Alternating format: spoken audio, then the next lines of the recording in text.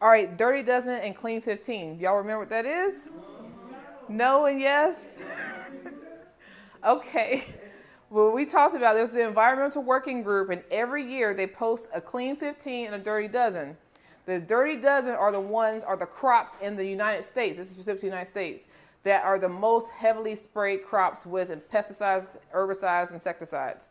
And those are the ones that especially if money is an issue for buying everything organic, for buying everything organic, the stuff that's on the Dirty Dozen, you absolutely want to buy organic because it's just laden with crap on it, okay? On it and in it. So if you're going to buy something non-organic, then do it off the Clean 15 list. All right, and that's usually the stuff that has a peel and stuff on it, so you're not getting as much. But like your lettuces and your collard greens and stuff like that, you want to buy those things organic. Strawberries, I think the last 5 years have been the most heavily sprayed crop in terms of produce, because cotton's the most heavily sprayed crop. But yeah, so you want to make sure you buy organic off the Dirty Dozen at a minimum if you're not buying everything organic. Okay, all right, so that was okay. Y'all got a C on that response.